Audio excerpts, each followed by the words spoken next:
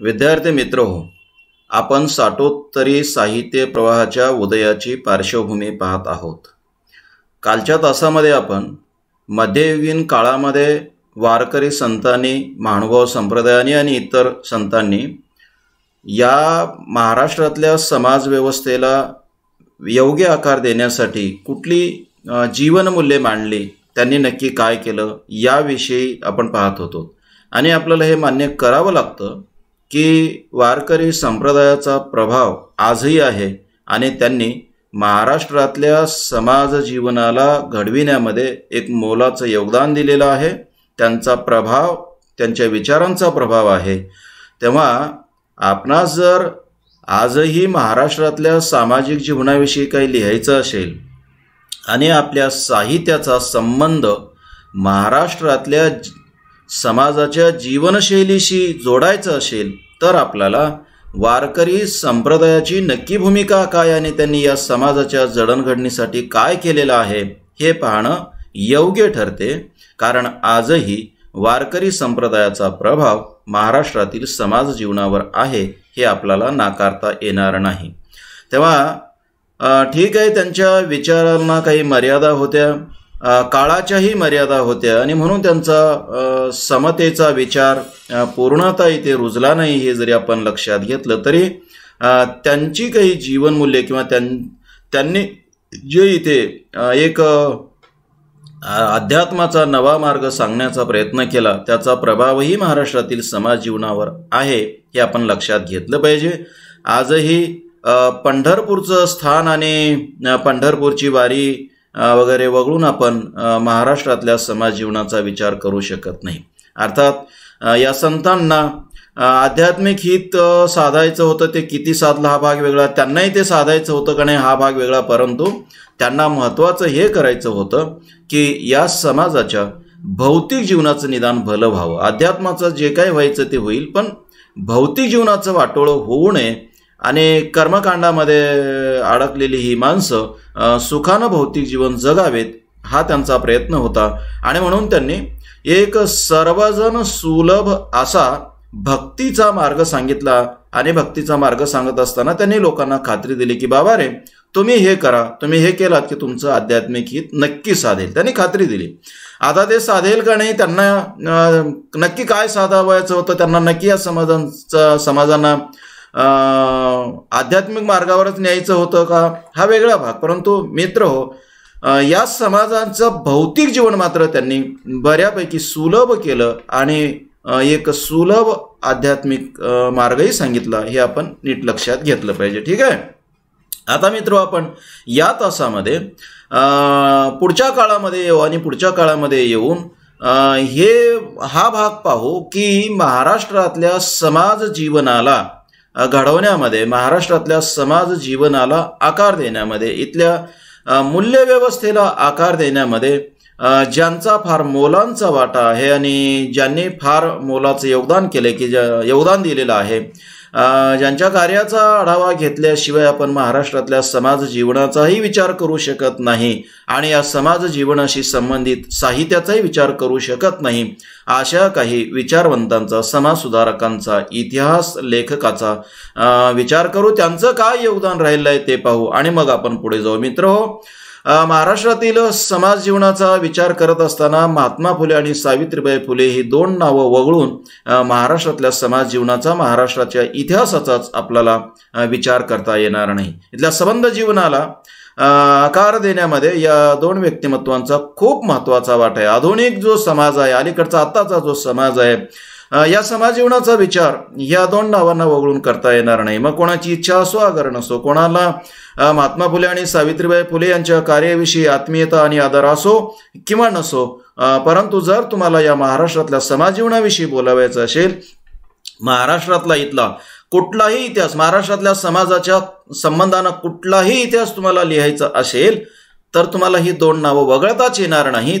एवढा यांचा या समाज जीवनावर प्रभाव आहे आणि या समाज जीवनाच्या जडणघडणीमध्ये या दोघांचं इतकं योगदान आहे की आता महाराष्ट्राचा इतिहास महात्मा फुले आणि सावित्रीबाई फुले यांना वगळून कोणालाच लिहिता येणार नाही, एवढं त्यांचं योगदान आहे हे आपण मान्य केलं पाहिजे. मित्र, महात्मा फुले यांचा कालखंड आहे 1827 ते 1890. या काळामध्ये त्यांनी जे काम केलेलं आहे ते काम अतिशय महत्त्वाचं आहे. जेव्हा आपण साठोत्तरी साहित्य प्रवाहाचा विचार करतो तेव्हा साठोत्तरी साहित्य प्रवाहाच्या उदयाला आणि साठोत्तरी साहित्य प्रवाहाचं आजचं जे स्वरूप आहे त्या स्वरूपाला कारण असणाऱ्या गोष्टी ज्या आहेत त्या गोष्टी जर आपण पाहत असू तर महात्मा फुले यांच्या विचारामध्ये त्या गोष्टी आहेत हे आपण मान्य केलं पाहिजे. त्याची जी बीज आहे ती तिथे आहेत. ग्रामीण साहित्य तर थेटपणे महात्मा फुले यांची जी वैचारिक भूमिका होती ती वैचारिक भूमिका ही ग्रामीण साहित्याच्या प्रेरणास्थानी आहे असं मानते. ते ठीक आहे, त्याचा पुढे आपण विचार करू. पण एवढं नक्की की महात्मा फुलेंच्या विचाराचा प्रभाव साठोत्तरी साहित्य प्रवाहाच्या स्वरूपावर नक्कीच आहे हे आपण लक्षात घेऊ. दलित साहित्यांचा जो विचार आहे, दलित साहित्यांची जी वैचारिक भूमिका आहे ती तर नक्कीच महात्मा फुले यांच्या विचारापर्यंत मागे नेता येते आणि महात्मा फुले यांचे विचार दलित साहित्यामध्ये आहेत हे आपल्याला मान्यच करावं लागतं. दलित साहित्यांना आंबेडकरवादी साहित्य प्रवाह असा एक नवी संकल्पना वापरावी दलित साहित्याच्याबद्दल असाही विचार पुढे आलेला आहे. मित्र, आपण हे लक्षात घेतलं पाहिजे की आंबेडकरांची जी वैचारिक भूमिका आहे आणि आंबेडकरांचं जे कार्य आहे दलित मुक्तीचं ते नक्कीच दलित साहित्याच्या निर्मितीला उपकारक ठरलेली गोष्ट आहे.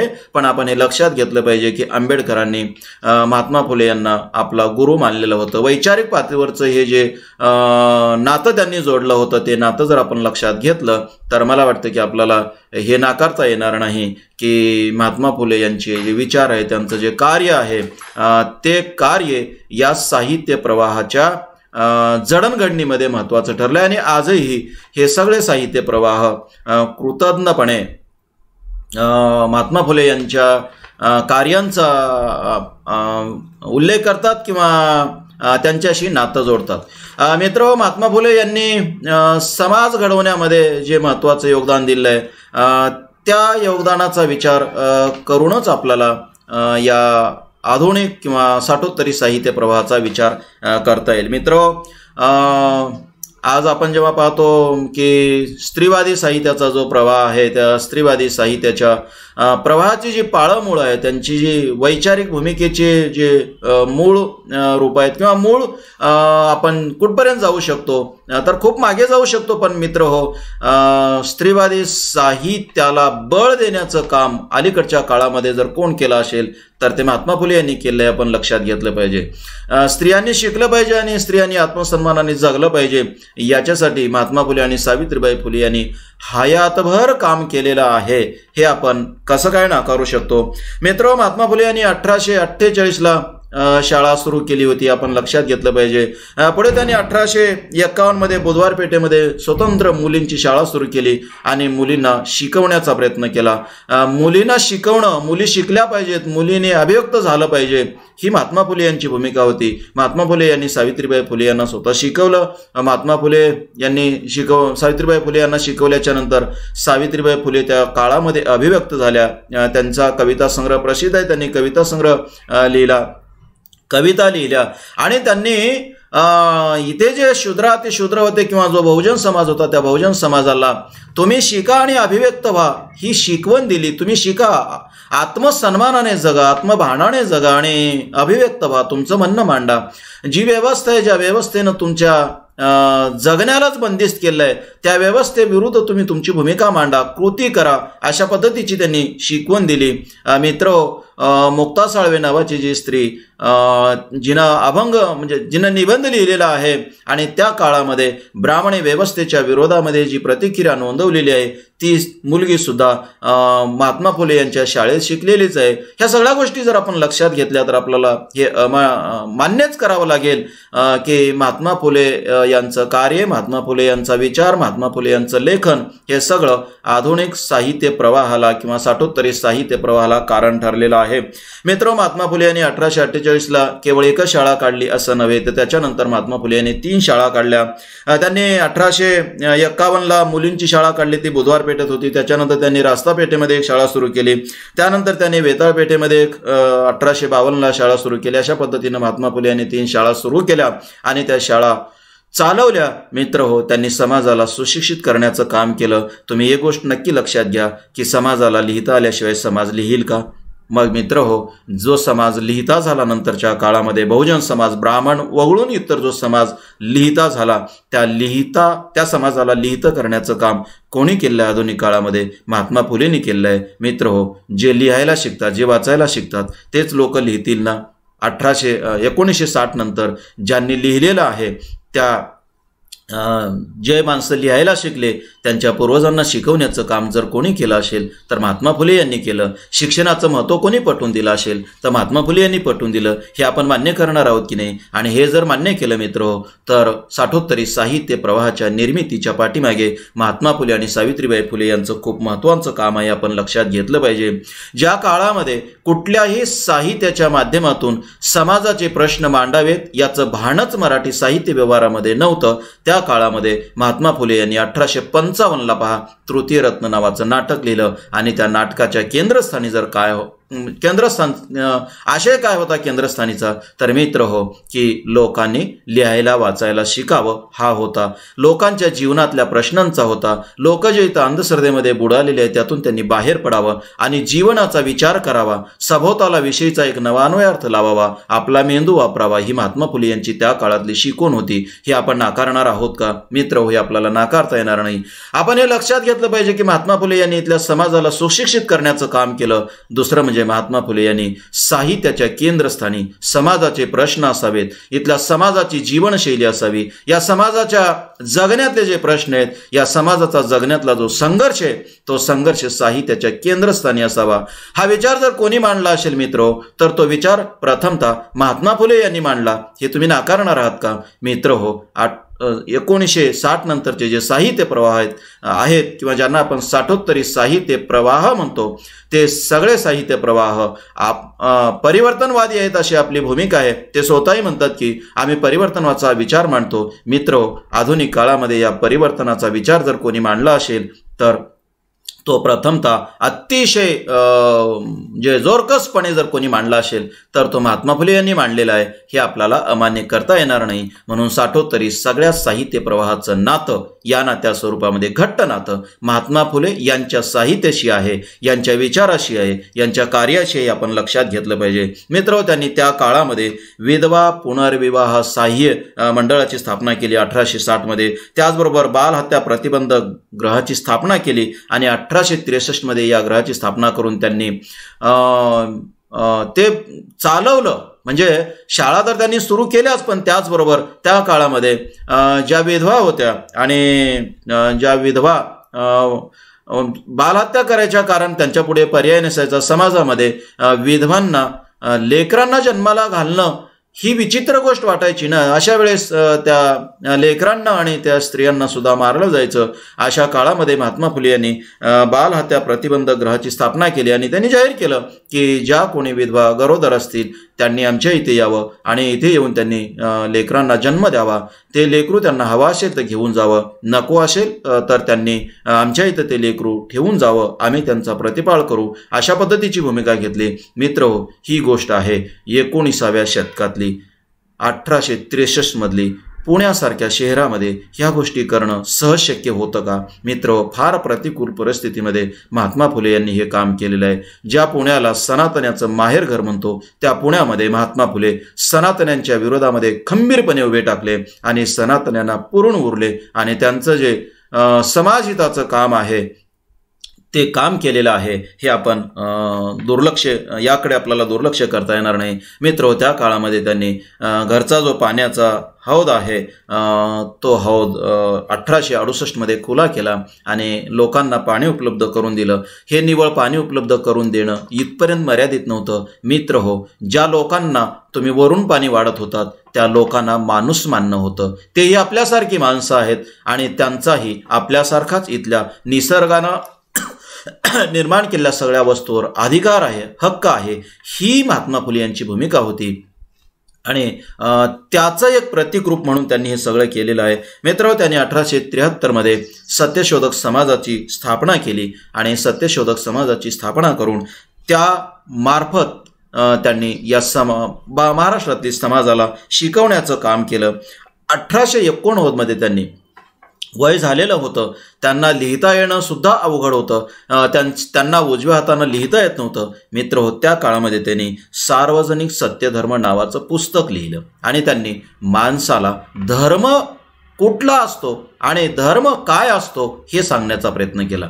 जे गेल्या कित्येक काळापासून चालत आलेले धर्म होते, कर्मकांडात्मक धर्म होते आणि ज्याला आपण धर्म मानत होतो, तो धर्म नव्हे तर माणसाच्या जगण्याचा एक वेगळा धर्म आहे. आणि तुम्ही सत्य वागा, खऱ्यानं वागा, लोकांच्यासाठी तुम्ही काम करा, लोकांवर उपकार करा, लोकांना सहाय्य करा, हाच तुमचा खरा धर्म आहे. हे नवतत्व कोणी सांगितलं असेल तर ते महात्मा फुलेंनी सांगितलं आणि हे सांगण्यासाठी त्यांनी सार्वजनिक सत्यधर्म नावाचं पुस्तक लिहिलं. आणि या सार्वजनिक सत्यधर्म नावाच्या पुस्तकामध्ये इथल्या सनातनी मंडळींनी धर्माच्या नावाखाली जो हैदोस घातला होता, धर्माच्या नावाखाली जे कर्मकांड उभं केलं होतं, धर्माच्या नावाखाली जे अज्ञान पेरलं होतं आणि धर्माच्या आधारानं इथल्या माणसांचं जे शोषण करण्याचं एक षडयंत्र रचलं होतं, त्या सगळ्याला महात्मा फुले यांनी विरोध केला आणि विरोध करून माणसाला जगण्यासाठी, माणसाला चांगलं जगण्यासाठी, समाजाच्या हितासाठी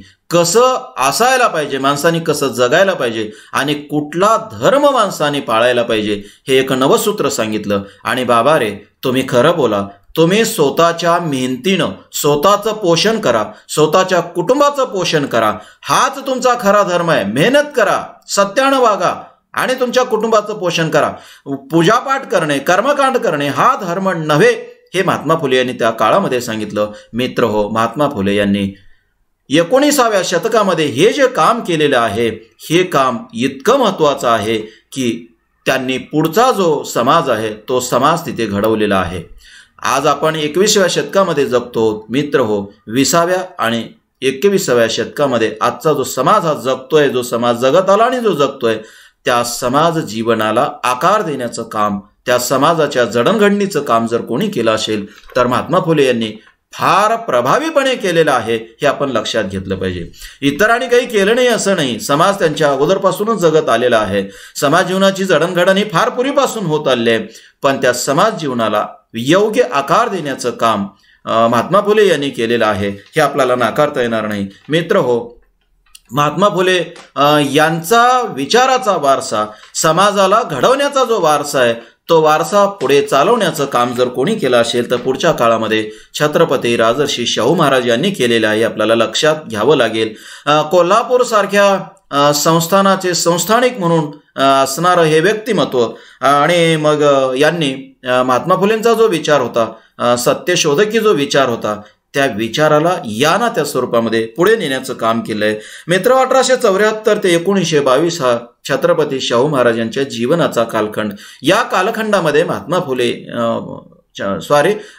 छत्रपती राजर्षी शाहू महाराज यांनी इथल्या समाज जीवनाला घडवण्याचं काम केलं आणि एक या ना त्या स्वरूपामध्ये ते संस्थानिक होते, सत्ताधारी होते. म्हणजे ठीक आहे की ते इंग्रज सरकारचे मांडलिक होते, इंग्रज सरकार जे सांगतील त्या पद्धतीनेच त्यांना कारभार करावा लागत होता, पण तरीही मर्यादा असताना सुद्धा, सत्तेला किंवा सत्तेच्या वापराला मर्यादा असताना सुद्धा राजर्षी शाहू महाराज यांनी त्यांच्या सत्तेचा जो उपयोग आहे तो उपयोग समाजाच्या हितासाठी केला. ही गोष्ट आपण नक्कीच लक्षात घेतली पाहिजे. मित्र हो, ही गोष्ट खूप क्रांतिकारक आहे की त्यांनी 1902 मध्ये समाजात नोकऱ्यांमध्ये मागासवर्गीयासाठी 50% आरक्षण असावं ही भूमिका मांडली आणि ती आरक्षणाची त्यांची केवळ भूमिका नव्हती, ती भूमिका त्यांनी प्रत्यक्ष राबवली. ही गोष्ट किती क्रांतिकारक आहे लक्षात घ्या. म्हणजे स्वातंत्र्याच्या नंतर डॉक्टर बाबासाहेब आंबेडकर यांनी राज्यघटनेमध्येच ते नमूद केलं आणि मागासवर्गीयांना काही जागा आरक्षित ठेवल्या गेल्या. त्या आरक्षित ठेवल्या गेलेल्या जागा नंतरच्या काळामध्ये समाजाने काही व्यवस्थित ते राबवलं नाही आणि फार नंतरच्या काळामध्ये मग व्ही.पी. सिंगांच्या पंतप्रधान असण्याच्या काळामध्ये मंडल आयोग लागू झाला आणि आता कुठे मागासवर्गीयांच्या हक्काच्या जागा त्यांना मिळत आहेत.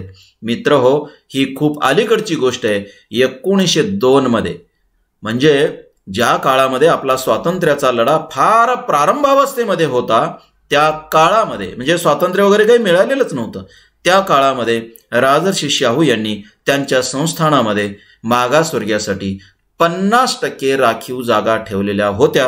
ही गोष्ट तुम्ही लक्षात घ्या. म्हणजे छत्रपती राजर्षी शाहू महाराज समाज जीवनाला नक्की कुठला आकार देऊ पाहत होते लक्षात घ्या.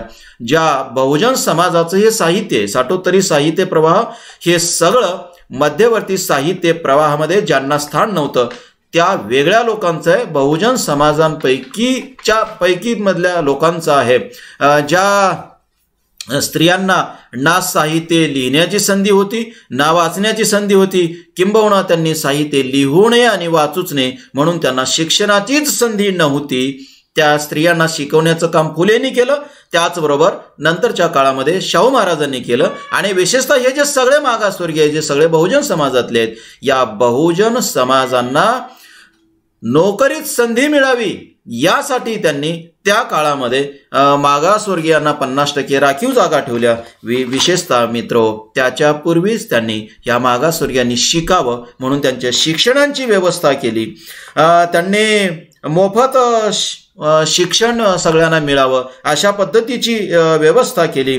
त्याचबरोबर मित्र, त्या काळामध्ये त्यांनी विधवा पुनर्विवाह कायदा केला. 1917 मध्ये हा विधवा पुनर्विवाह कायदा केला की ज्या काळामध्ये विधवांची लग्न पुनर्विवाह करणं ही गोष्ट फारच क्रांतिकारी वाटत होती. म्हणजे समाजाला मान्य होण्यासारखी गोष्ट नव्हती, पण शाहू महाराजांनी ही गोष्ट करून दाखवली आणि विधवा पुनर्विवाहाचा कायदा केला आणि तो त्यांनी त्यांच्या संस्थानामध्ये राबवला. मित्र हो, आंतरजातीय विवाह कायदा 1919 मध्ये त्यांनी केला.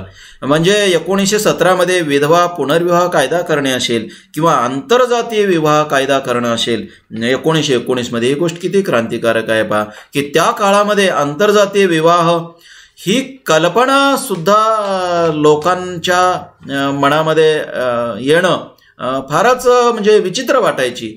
हे लोकांना पचण्यासारखं नव्हतं. पचण्यासारखं नसणारं एक सूत्र किंवा जीवनाचा एक मार्ग छत्रपती राजर्षी शाहू महाराज दाखवत होते. सत्तास्थानी असणारा एक माणूस अशा पद्धतीची कृती त्या काळामध्ये करत होता. म्हणजे लोकांच्या भावनेच्या, लोकांच्या मानसिकतेच्या हे फार विरोधात जाणारं सूत्र होतं, फार विरोधात जाणाऱ्या या बाबी होत्या. पण छत्रपती राजर्षी शाहू महाराज त्या काळामध्ये हे करत होते. मित्र हो, आजच्या काळामध्ये म्हणजे साठोत्तरी साहित्य प्रवाहापैकी एक प्रवाह असणारा जो स्त्रीवादी साहित्याचा प्रवाह आहे, तो स्त्रीवादी साहित्याचा प्रवाह जी सूत्र किंवा स्त्रियांच्या बाबतची जी मतं आज मांडतो आणि स्त्री स्वातंत्र्याचा पुरस्कार करताना त्यांना कुठले अधिकार असावेत, त्यांना कुठले हक्क असावेत, हे आज जे ते मांडतात ना, ते फार पूर्वी छत्रपती राजर्षी शाहू महाराज सांगत होते आणि त्याला कायद्याचं रूप देत होते. म्हणजे तुम्ही लक्षात घ्या की आजच्या स्त्रीवादी साहित्य प्रवाहाची पाळमुळं कुठं आहेत आणि या साहित्य प्रवाहाला बळ कुठे मिळालेलं आहे. मित्र हो, स्त्रीवादी साहित्य प्रवाहाने हे लक्षात घेतलं पाहिजे की फार पूर्वी याची बीजं पेरलेली आहेत आणि फार पूर्वीच हे केलेलं आहे. आज जे स्त्रीवादी साहित्याची संकल्पना मांडतात ते स्त्रीवादी साहित्याची संकल्पना मांडत असताना स्त्रीवादी साहित्याच्या संकल्पनेला बळ देणाऱ्या गोष्टी बाहेरच्या जगामध्ये शोधतात. बाहेरच्या जगामध्ये म्हणजेच भारताच्या बाहेर शोधतात आणि उल्लेख असा केला जातो की स्त्रीवादी साहित्याचा जो प्रारंभ आहे किंवा स्त्रीवादी साहित्याला बळ देण्याचं काम जे केलेलं आहे ते कोणी केलं असेल किंवा याची सुरुवात कुठे असेल, तर ही सुरुवात आहे शिमांदो बुहा यांचं सेकंड सेक्स नावाचं जे पुस्तक आहे आणि त्यांचं त्या पुस्तकामध्ये आलेलं जे तत्वज्ञान आहे त्यामध्ये या स्त्रीवादी साहित्य प्रवाहाची बीजं आहेत अशा पद्धतीची मांडणी केली जाते. मित्र हो, हे नीट लक्षात घ्या की सेकंड सेक्स नावाचं जे पुस्तक आहे श्रीमान बुवा यांचं, ते प्रकाशित झालेलं आहे 1949ला. आणि ते प्रकाशित जे झालं ते जर्मनीमध्ये झालं, इंग्रजी भाषेमध्ये वगैरे झालं. आणि नंतर आत्ता अलीकडच्या काळामध्ये ते आपल्याकडे आलेलं आहे. म्हणजे आता पद्मगंधा प्रकाशनाने ते मराठीमध्ये अनुवादित झालेलं पुस्तक छापलेलं आहे. मित्र 1949ला प्रकाशित झालं, नंतर ते मराठीमध्ये आलं अलीकडच्या काळामध्ये 21व्या शतकामध्ये, आणि आता ते मराठीमध्ये वाचायला मिळते. कल्पना करा की हे पूर्वी म्हणजे 1949च्या दरम्यानही असं आपण गृहीत धरू, हे आपल्या भारतामधल्या लोकांना माहीत झालं असेल का? भारतातल्या लोकांना हे कळालं असेल का की असं एखादं पुस्तक लिहिलं गेलंय आणि ते स्त्रियांच्या स्वातंत्र्याचा पुरस्कार करणारं पुस्तक आहे, ते स्त्रियांच्या हक्काचा पुरस्कार करणारं पुस्तक आहे, हे माहीत असेल भारतातल्या लोकांना? मित्र, अशी का मांडणी केली जाते मला कळत नाही. पण 1949च्या फार पूर्वी म्हणजे 1917ला इथे राजर्षी शाहू महाराज विधवा पुनर्विवाहाचा कायदा करत होते आणि 1919ला आंतरजातीय विवाहाचा कायदा करत होते. ही गोष्ट इथली माणसं का लक्षात घेत नाहीत मला कळत नाही. मित्र हो, त्याच्याही पूर्वी महात्मा फुले इथे स्त्रियांच्या शिक्षणाच्या, स्त्रियांनी शिकावं याच्यासाठी शाळा काढत होते, स्त्रियांना शिकवत होते आणि लिहायला सांगत होते. ही गोष्ट आपण का लक्षात घेत नाही? आपण जाणीवपूर्वक तर या गोष्टीकडे दुर्लक्ष करत नसू?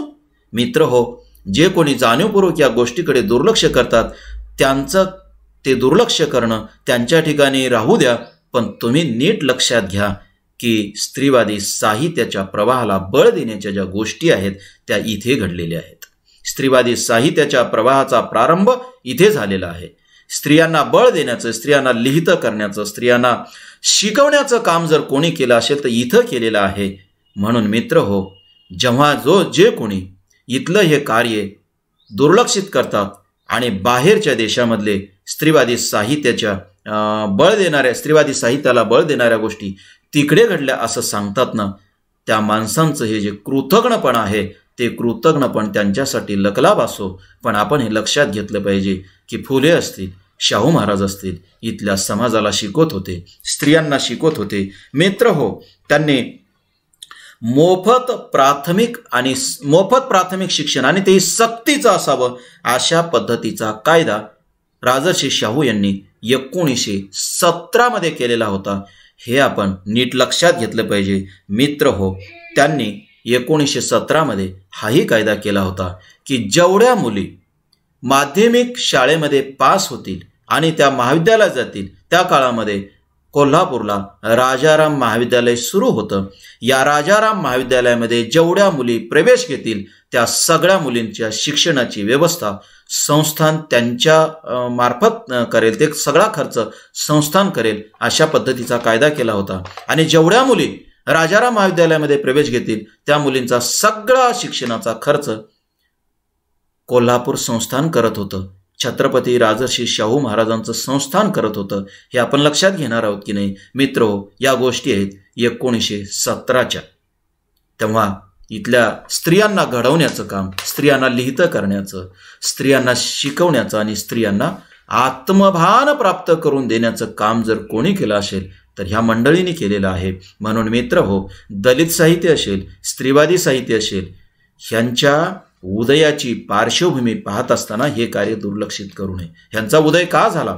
ठीक आहे, स्वातंत्र्याच्या नंतर इथं कायदा झाला, शिक्षण मिळायला लागलं लोकांना, लोक लिहायला लागले, नागरिक म्हणून त्यांना एक स्वतंत्र अस्तित्व मिळालं. ह्या सगळ्या गोष्टी खऱ्या आहेत. पण मित्र हो, 20व्या शतकातल्या समाजाची जी जडणघडण झाली त्या जडणघडणीची पाळंमुळं फुलेंच्या कार्यामध्ये, शाहू महाराजांच्या कार्यामध्ये हे आपण लक्षात घेणार आहोत की नाही? आपण हे न लक्षात घेता बाहेरच्या जगामध्ये कुठल्या तरी घटना घडत होत्या आणि त्या घटनांनी इथल्या माणसांना बळ दिलं, इथल्या साहित्य व्यवहारांना बळ दिलं असं आपण कसं काय म्हणू शकतो? त्यांनी बळ दिलंही असेल, नाही असं नाही, त्यांचंही काही योगदान असेल. पण मित्र हो, त्यांच्यापेक्षा इथल्या या कार्यांचं योगदान अधिक आहे हे आपण लक्षात घेतलं पाहिजे. आपण पुढे जाऊ आणि पुढे गेल्याच्या नंतर जेव्हा स्वतंत्रपणे या साहित्य प्रवाहाची संकल्पना मांडू तेव्हा मी तिथे तुम्हाला आणखी सविस्तर काय ते सूत्र आहे आणि या साहित्य प्रवाहांना इथल्या कार्यात कसं बळ मिळालेलं आहे ते तुम्हाला तिथे सांगेलच मी, तिथे आपण मांडणी करूच.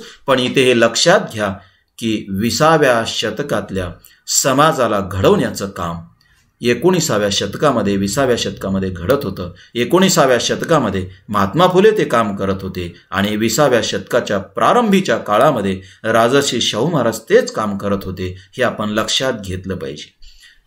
म्हणजे 20व्या शतकाच्या प्रारंभी राजर्षी शाहू महाराज जे कायदे करत होते आणि त्यांची सगळी सत्ता ज्याच्यासाठी राबवत होते ते जर आपण लक्षात घेतलं तर मित्र आपल्याला हे कळेल की साठोत्तरी साहित्य प्रवाहाच्या उदयाचं जी कारणं आहेत त्याला जी प्रेरणा मिळालेली आहे ती प्रेरणा अशा या सगळ्या घटनांतून मिळालेली आहे. मित्र हो, 20व्या शतकाचा इतिहास आणि भारताच्या सगळ्याच म्हणजे भारताचा जो इतिहास आहे, सामाजिक असेल, आर्थिक असेल, राजकीय असेल, जे काय असेल त्या सगळ्याचा विचार करत असताना डॉक्टर बाबासाहेब आंबेडकर यांचं नाव कोणालाही नाकारता येणार नाही.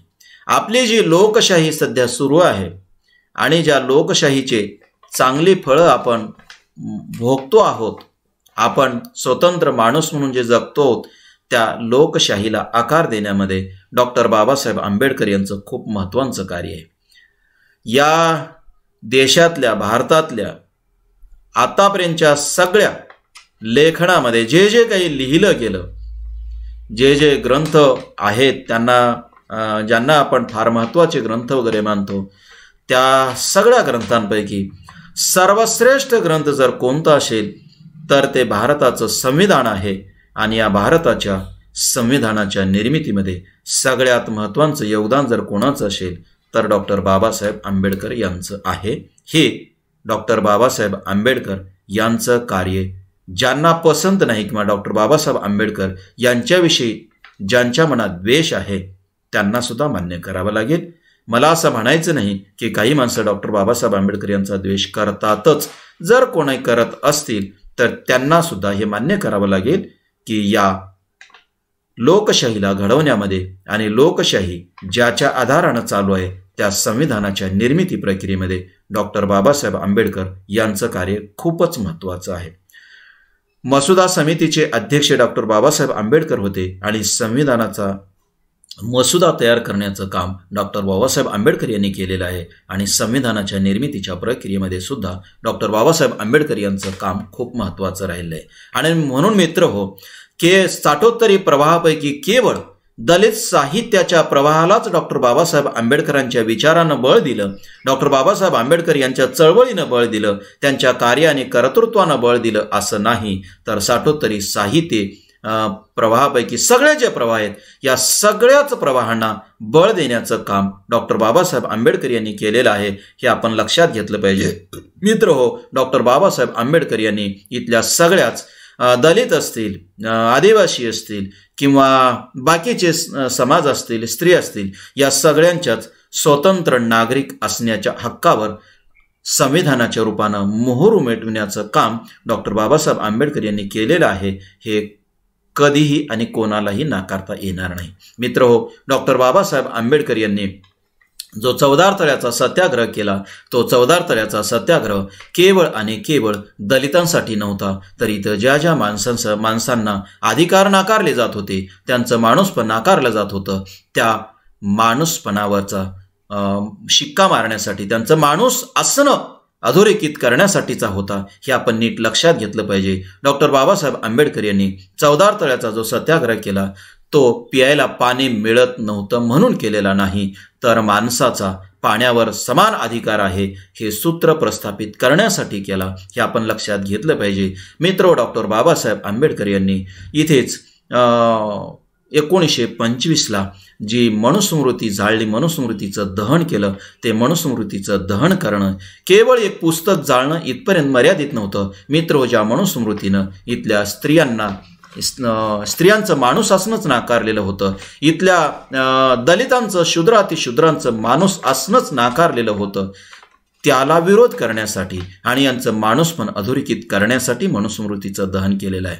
म्हणून मला पुन्हा एकदा तुम्हा सगळ्यांना हे सांगावंसं वाटतं की जे कोणी बाहेरच्या देशामध्ये इथल्या स्त्रीवादी साहित्याच्या संकल्पनेला बळ देणाऱ्या किंवा स्त्रियांच्या हक्काला बळ देणाऱ्या गोष्टी बाहेरच्या जगामध्ये घडणार होत्या असं ज्यांना वाटतं त्याने पुन्हा एकदा विचार करावा, आपल्या मेंदूला जरा ताण द्यावा की 1925 डॉक्टर बाबासाहेब आंबेडकर जे मनुस्मृती जाळत होते ते कशासाठी जाळत होते आणि मनुस्मृतीनं नक्की स्त्रियांना कुठलं स्थान दिलं होतं. मित्र हो, मनुस्मृतीनं स्त्रियांचं माणूस असणंच नाकारलेलं होतं आणि डॉक्टर बाबासाहेब आंबेडकर हे स्त्रियांचं माणूस असणं अधोरेखित करत होते आणि ते करण्यासाठी ते मनुस्मृतीचं दहन करत होते. मग 1960च्या दरम्यान जो स्त्रीवादी साहित्याचा प्रवाह उदयाला आला, त्या स्त्रीवादी साहित्याच्या प्रवाहाला बळ देण्याचं कारण किंवा बळ देण्याच्या घटना कुठे घडत होत्या?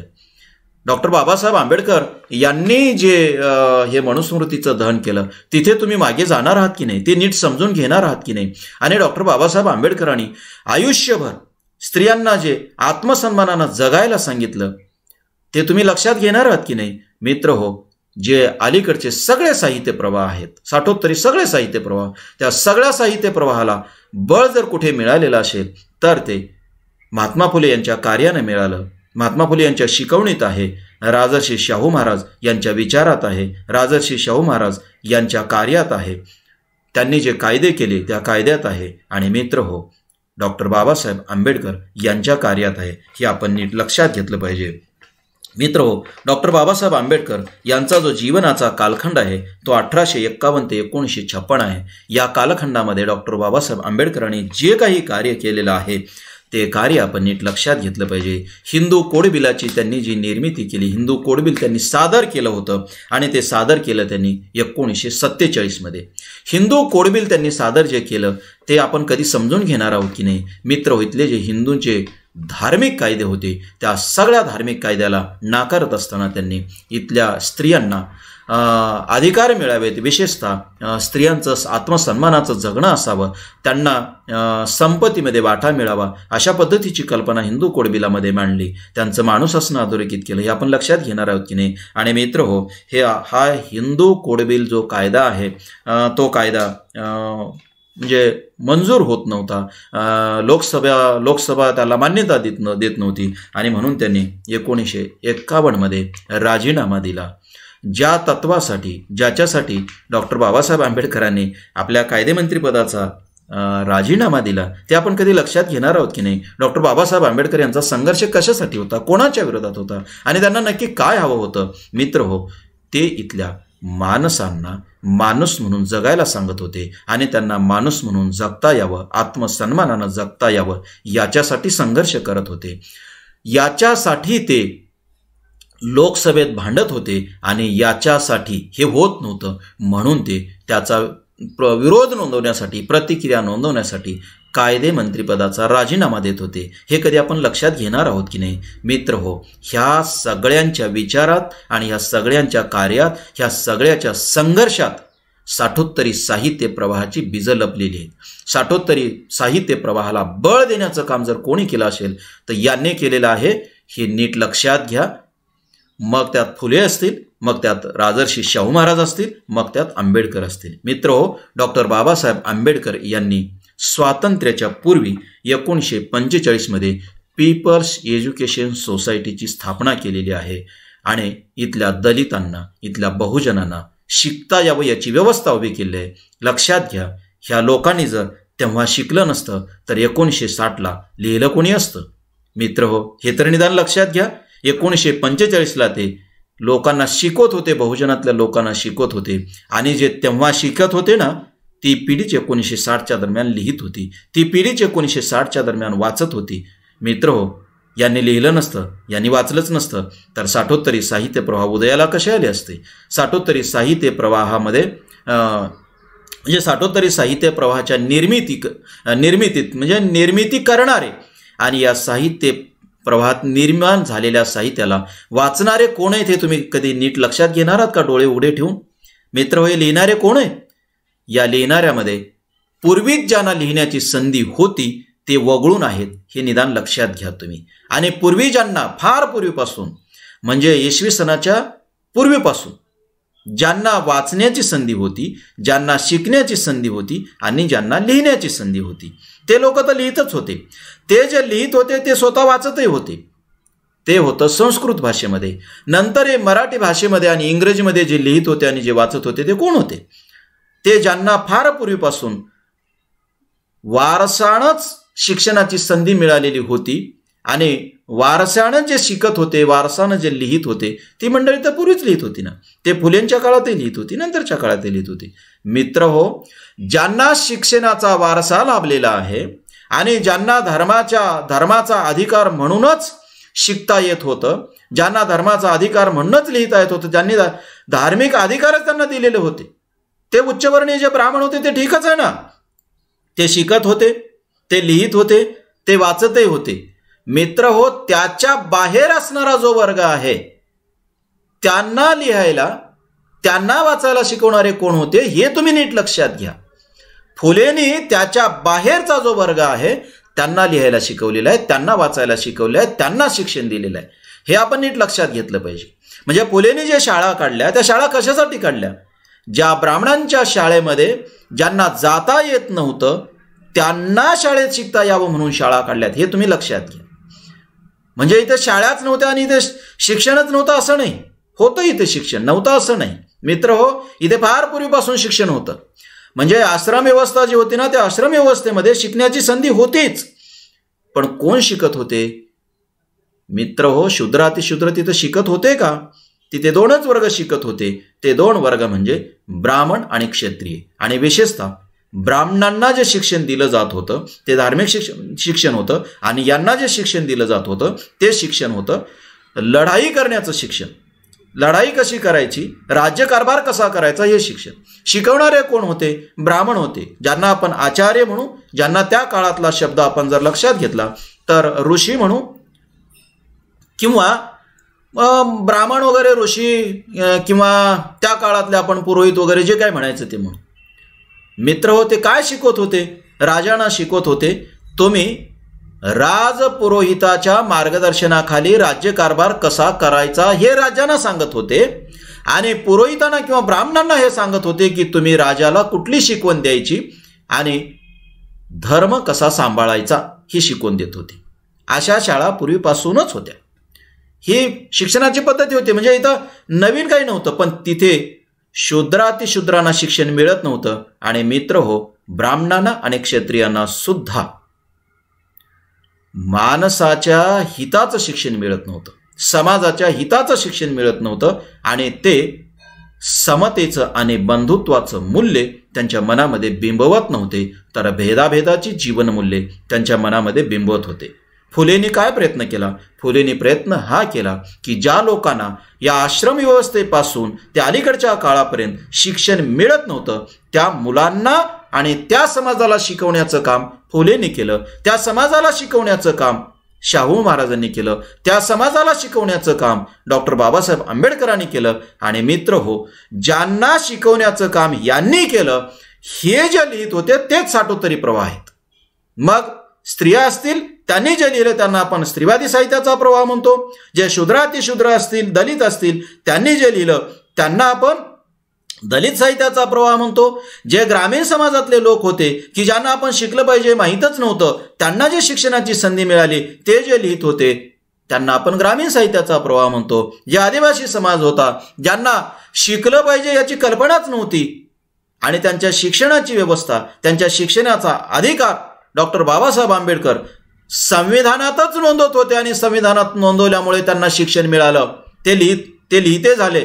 ते कोणामुळे? डॉक्टर बाबासाहेब आंबेडकरांमुळे झाले. आणि म्हणून मित्र हो, ज्यांना परंपरेनं शिक्षणाचा अधिकार नव्हता त्यांना यांनी नव्यानं अधिकार देण्याचं आणि त्यांना नव्यानं शिकवण्याचं काम हे लोक करत होते. आणि यांच्या शाळेत शिकणारे, यांच्या शिकवण्याच्या नव्या भूमिकेमुळे किंवा शिक्षण व्यवस्थेकडे पाहण्याच्या नव्या भूमिकेमुळे ज्यांना संधी मिळाली ते लोक शिकले आणि ते लोक लिहिते झाले. तेच हे नवीन साहित्य प्रवाह आहेत. म्हणून नवीन साहित्य प्रवाहाच्या निर्मितीची कारणं शोधत असताना तुम्ही नीट लक्षात घ्या की ही कारणं फुलेंच्या कार्यात दडलेली आहेत, ही कारणं राजर्षी शाहू महाराजांच्या कार्यात दडलेली आहेत आणि ही कारणं डॉक्टर बाबासाहेब आंबेडकर यांच्या कार्यात दडले आहेत. डॉक्टर बाबासाहेब आंबेडकर यांनी 1945ला पीपल्स एज्युकेशन सोसायटीची स्थापना केली. त्यांनी सिद्धार्थ महाविद्यालय उभं केलं मुंबईला आणि मिलिंद महाविद्यालय मराठवाड्यामध्ये उभं केलं. मित्र हो, हे केवळ महाविद्यालय नव्हती, तर ही ज्या लोकांच्या डोक्यातही कधी आपण शिकू असं आलं नव्हतं, ज्यांना स्वप्नही पडत नव्हती, त्या लोकांना संधी उपलब्ध करून देणं होतं. मित्र हो, स्वप्नाच्याही पलीकडचं हे वास्तव होतं.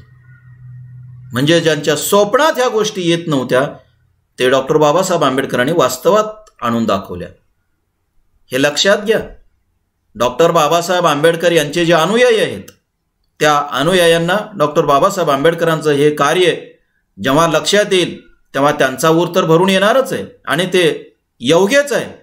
पण मित्र हो, डॉक्टर बाबासाहेब आंबेडकरांच्या या कार्याकडे जे कोणी फार आदरानं पाहत नसतील त्यांनी निदान एवढं लक्षात घ्या की डॉक्टर बाबासाहेब आंबेडकरांनी किती मोठं आणि कोणतं क्रांतिकारी कार्य केलेलं आहे, जे स्वप्नातही लोकांना येत नव्हतं त्यांनी वास्तवात आणून दाखवलेलं आहे. म्हणून डॉक्टर बाबासाहेब आंबेडकरांच्या पीपल्स एज्युकेशन सोसायटीकडे किंवा ही जी स्थापना झालेली आहे या स्थापनेकडे सहज पाहू नका. ही गोष्ट फार क्रांतिकारी होती, फार वेगळी होती. त्या काळामध्ये ज्यांना आपण शिकलं पाहिजे असं वाटतच नव्हतं, किंबहुना त्यांना असं वाटत होतं की आपण न शिकणं हेच आपलं कर्तव्य आहे, हेच आपलं माणूस असणं आहे, कारण आपल्याला धर्माने अधिकारच दिला नाही. त्या समाजाला डॉक्टर बाबासाहेब आंबेडकर सांगत होते, शिका. तुम्हाला शिकल्याशिवाय पर्याय नाही आणि शिकल्याशिवाय तुम्ही माणूस म्हणून जगू शकणार नाही. तुम्हाला तुमचं माणूस असणं त्याच्याशिवाय कळणार नाही. मित्र, हे सांगणं सुद्धा किती क्रांतिकारी होतं. म्हणून साठोत्तरी साहित्य प्रवाहाचं स्वरूप नीट समजून घ्यायचं असेल तर तुम्हाला पहिल्यांदा फुले समजून घ्यावे लागतील, तुम्हाला पहिल्यांदा राजर्षी शाहू महाराज समजून घ्यावे लागतील, तुम्हाला पहिल्यांदा मित्र हो डॉक्टर बाबासाहेब आंबेडकर समजून घ्यावे लागतील. यांचं कार्य समजून घ्यावं लागेल, यांचा विचार समजून घ्यावा लागेल, यांचं कर्तृत्व समजून घ्यावं लागेल आणि मग तुम्हाला कळेल की अरे, आज आपण जे वाचतो आहोत, आज आपण ज्या साहित्याचा विचार करतो आहोत, आज आपण जे जगतो आहोत त्याची पाळंमुळं इथे कुठेतरी दडलेली आहेत. मित्र हो, तुम्हाला असं वाटेल की डॉक्टर बाबासाहेब आंबेडकरांनी संविधान लिहिलं, ठीक आहे, संविधानानं आम्हाला अधिकार दिला, ठीक आहे, पण फुलेंच्या कार्यांचं काय? फुलेंचं कार्य ठीक आमच्यापर्यंत म्हणजे थेट आमच्यापर्यंत कसं आलं? मित्र हो, डॉक्टर बाबासाहेब आंबेडकर फुलेंना उगीच गुरु मानत नव्हते. डॉक्टर बाबासाहेब आंबेडकर महात्मा फुले यांच्या सार्वजनिक सत्यधर्मामध्ये जो विचार होता ना, त्या विचाराला कृतीमध्ये उतरवत होते. मित्र हो, ज्या समाजाचं, ज्या कायद्याचं स्वप्न फुलेंनी पाहिलेलं होतं ते स्वप्न जर कोणी पूर्ण केलं असेल तर ते डॉक्टर बाबासाहेब आंबेडकरांनी पूर्ण केलेलं आहे. फुलेंच्या स्वप्नाला वास्तवात उतरविण्याचं काम डॉक्टर बाबासाहेब आंबेडकरांनी केलेलं आहे. फुलेंचे विचार डॉक्टर बाबासाहेब आंबेडकरांनी ज्या राज्यघटनेला आकार दिला त्या राज्यघटनेत थेट दिसतात, हे लक्षात घ्या तुम्ही. फुलेंना गुरु मानत होते ते पारंपरिक अर्थानं गुरु मानत नव्हते. फुले काही तन मन धनानं मला शरण या असं सांगणाऱ्या गुरुपैकी नव्हते किंवा तसे सांगणारे गुरु या अर्थानं डॉक्टर बाबासाहेब आंबेडकरांनी फुलेंना गुरु मानलेलं नव्हतं. डॉक्टर बाबासाहेब आंबेडकरांनी महात्मा फुलेंना गुरु मानलं ते विचारांच्या पातळीवर. समाजाकडे पाहण्याची जी दृष्टी होती ती दृष्टी या अंगानं पाहिलं आहे आणि ती फुलेंची जी दृष्टी होती ती दृष्टी राजर्षी शाहू महाराजांनी स्वीकारली. तीच भूमिका डॉक्टर बाबासाहेब आंबेडकरांनी स्वीकारली आणि मित्र, केवळ स्वीकारली असं नाही, डॉक्टर बाबासाहेब आंबेडकरांनी ती दृष्टी किंवा ती भूमिका संविधानात उतरविली. हे तुम्ही लक्षात घ्या. हे जर तुम्हाला नीट लक्षात आलं ना तर मग तुम्हाला कळेल की हा घट्ट धागा कसा आहे आणि कसा अखंड आहे. मित्र हो, संत गाडगे महाराज आहेत. गाडगे महाराज काही संविधान लिहिण्याच्या प्रक्रियेत नव्हते, पण गाडगे महाराजांचं स्वप्न असेल, महात्मा फुलेंचं स्वप्न असेल, राजर्षी शाहू महाराजांचं स्वप्न असेल, हे सगळं स्वप्न ज्यांना ते लिहिण्याची संधी मिळाली ते डॉक्टर बाबासाहेब आंबेडकर राज्यघटनेत उतरवत होते. हे लक्षात घ्या तुम्ही, मग तुम्हाला कळेल की यांचं कार्य काय. तेव्हा पीपल्स एज्युकेशन सोसायटीची स्थापना ही सामान्य घटना नव्हती. याकडे सामान्य घटना म्हणून पाहू नका. ज्या लोकांना कधी आपण शिकावं असं वाटत नव्हतं त्या लोकांना डॉक्टर बाबासाहेब आंबेडकर यांनी शाळेत आणलं, शिकवायला सुरुवात केली आणि त्यांना नव्या जगाची ओळख करून दिली. तेव्हा डॉक्टर बाबासाहेब आंबेडकर यांचं हे कार्य आपण लक्षात घेतलं पाहिजे. नंतर त्यांनी संविधानाच्या निर्मिती प्रक्रिया करताना काय कार्य केलं आणि लोकांना कसे अधिकार दिले हे आणखी स्वतंत्र पाहणारच आहोत. मित्र हो, आणखी एक नाव आपल्याला विसरून चालणार नाही. ते नाव आहे संत गाडगेबाबा यांचं. संत गाडगेबाबा यांचा जन्म 1876चा आणि मृत्यू 1956चा. हा मधला कालखंड त्यांच्या कार्यांचा, कर्तृत्वाचा कालखंड आहे. मित्र हो, संत गाडगे महाराज कधीही कुठल्याही शाळेत गेले नाहीत, कधीही कुठल्या महाविद्यालयात गेले नाहीत आणि विद्यापीठ काय असतं हे त्यांना कधी माहितीही नव्हतं. पण मित्र हो, आज अमरावती इथलं जे विद्यापीठ आहे त्या विद्यापीठाला गाडगे महाराजांचं नाव दिलं आहे. त्या विद्यापीठाचं नावच आहे संत गाडगेबाबा अमरावती विद्यापीठ. कल्पना करा, गाडगे महाराज नक्की किती उत्तुंग व्यक्तिमत्व होतं. केवळ विद्यापीठाला नाव दिलं म्हणून उत्तुंग व्यक्तिमत्व होतं असं नाही, तर ते खरंच उत्तुंग असं व्यक्तिमत्व होतं. त्यांनी जीवनभर लोकांना शिका हे सांगितलं. दिवसभर ते काय करायचे? गाव झाडायचे आणि गाव झाडून स्वच्छ करायचे. मित्र हो, संध्याकाळी ते कीर्तन करायचे आणि कीर्तनामध्ये लोकांच्या अज्ञानाला दूर करण्याचं काम करायचे. त्याने कधीच पारंपरिक स्वरूपाचं कीर्तन केलं नाही. त्याने कधीही पारंपरिक स्वरूपाचा धर्म सांगितला नाही.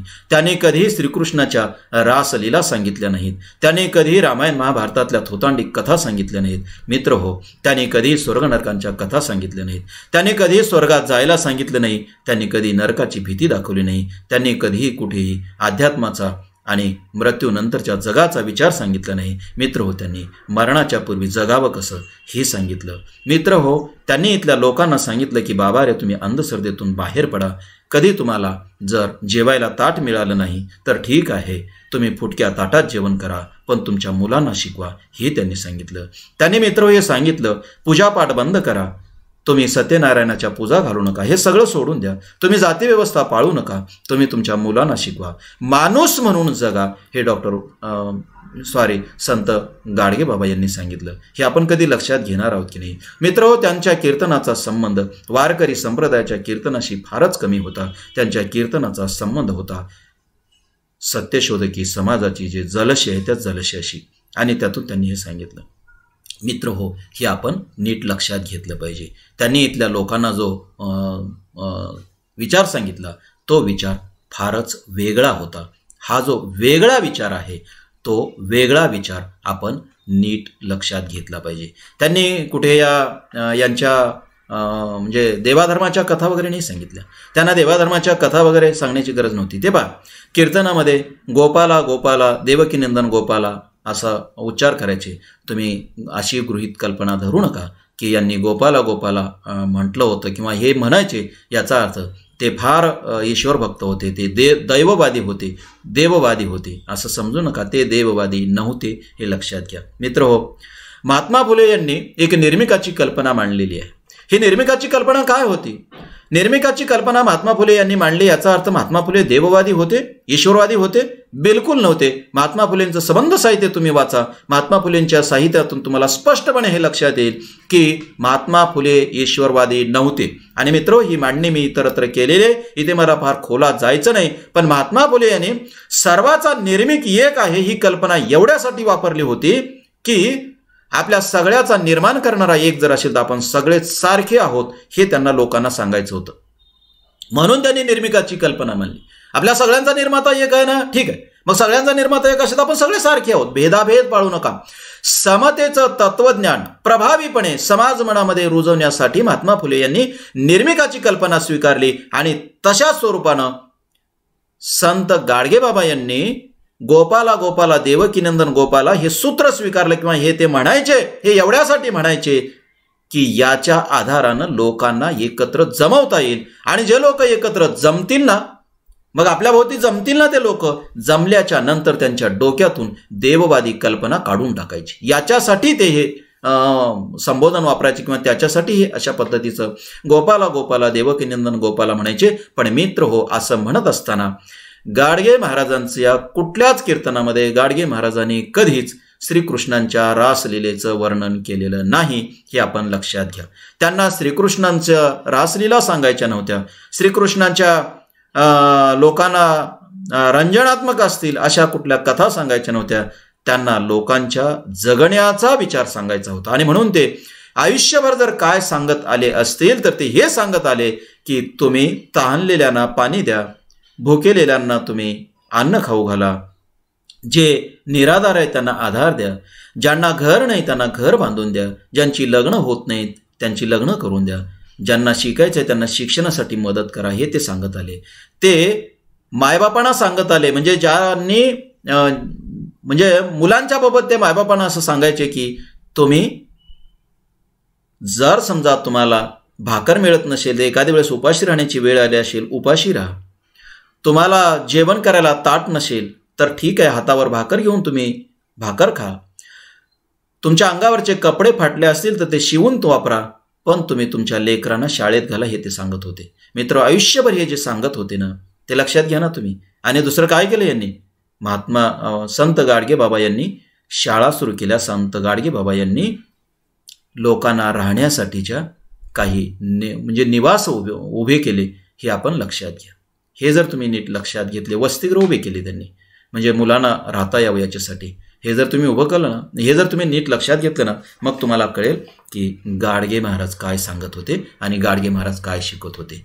गाडगे महाराज शिकलेले नव्हते मित्र, पण गाडगे महाराजांनी समाजाला शिकवलं, संबंध समाजाला शिकवलं, जगणं शिकवलं, माणुसकी शिकवली, माणसाचा धर्म शिकवला. जे सार्वजनिक सत्यधर्मामध्ये महात्मा फुले सांगत होते ना, तेच इथे कीर्तनातून गाडगे महाराज सांगत होते.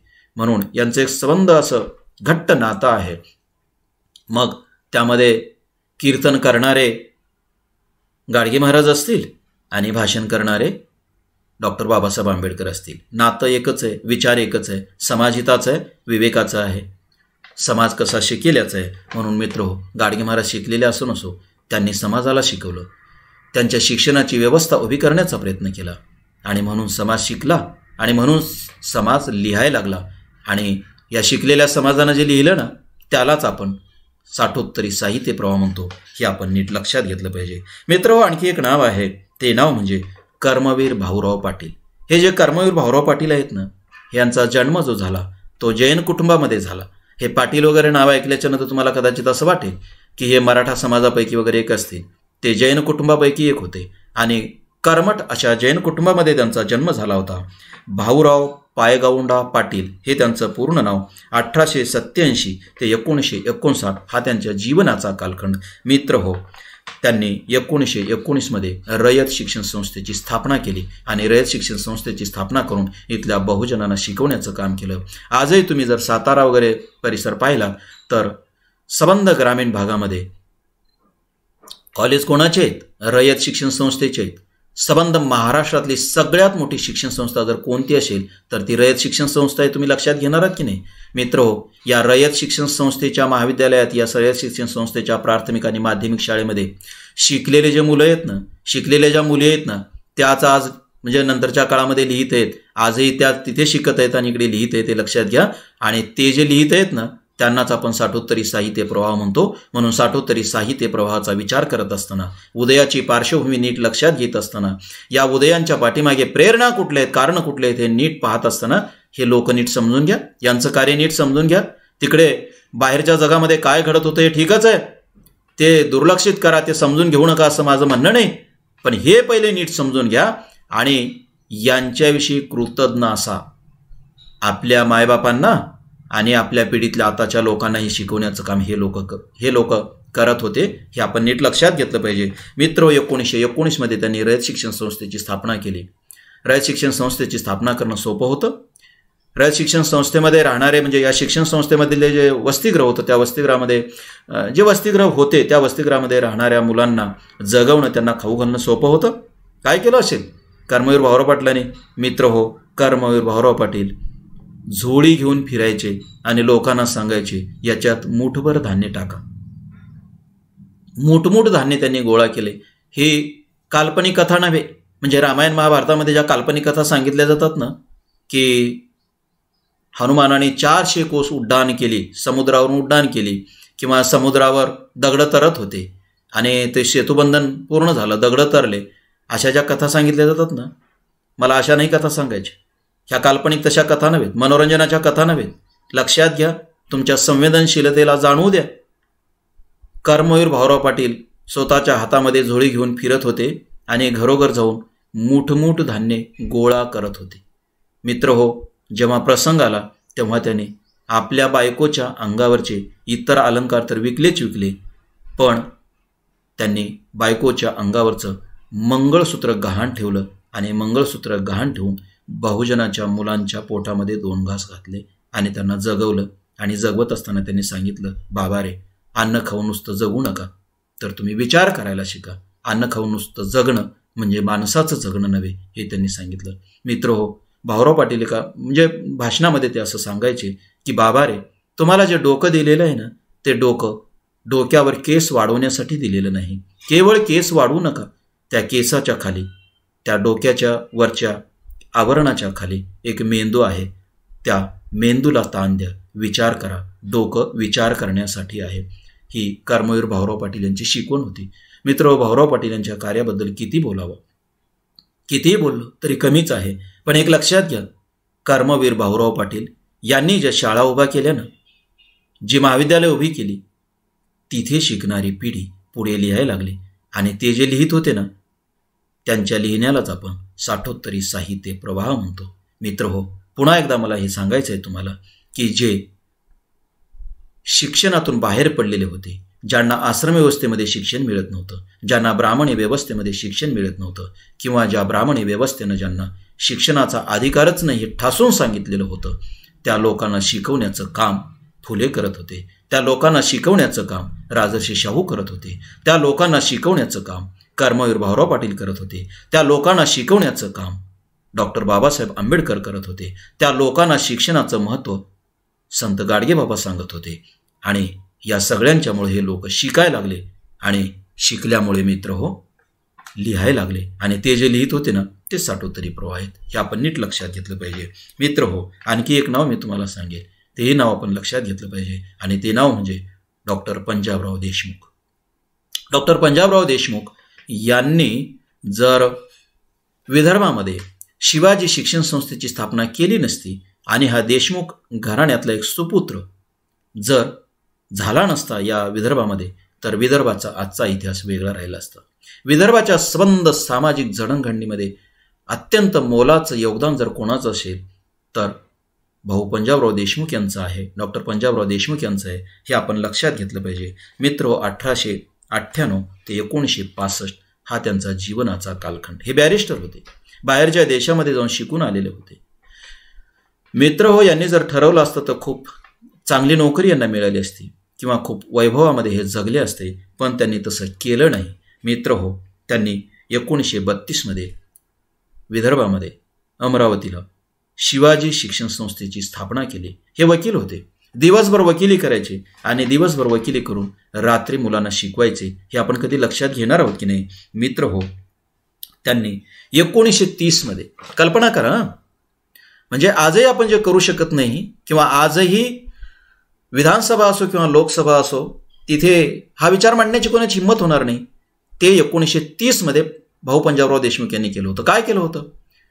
इंग्रज सरकारच्या काळामध्ये 1930 ते मंत्री होते आणि मंत्री असताना त्यांनी हिंदू देवस्थान संपत्ती बिल मांडलं होतं. हे बिल काय होतं? हे बिल असं होतं, त्यांनी अशी सरकारला सूचना केली होती की संबंध संस्थानं सरकारनं ताब्यात घ्यावेत आणि सरकारने ताब्यात घेऊन ती देवस्थानं, तिथे जो खर्च येईल तो खर्च तिथे येणाऱ्या देणगीच्या रूपात जे पैसे असतील त्यातून तो खर्च भागवावा आणि उरलेली जी पैसे आहेत, शिल्लक जी आहे, ती शिल्लक असणारी रक्कम बहुजनाच्या शिक्षणासाठी वापरावी, ही भूमिका त्यांनी 1930 मांडली होती. याला म्हणतात हिंदू देवस्थान संपत्ती बिल.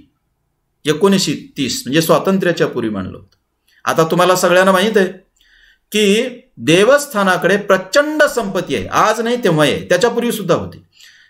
भारतातल्या देवस्थानांना लुटण्याचं काम जे मुस्लिमांनी केलं ते कशासाठी केलं? ते याच्यासाठीच केलं ना, तिथं संपत्ती होती म्हणून. म्हणजे देवस्थानाकडे प्रचंड संपत्ती पूर्वी होती, आज आहे.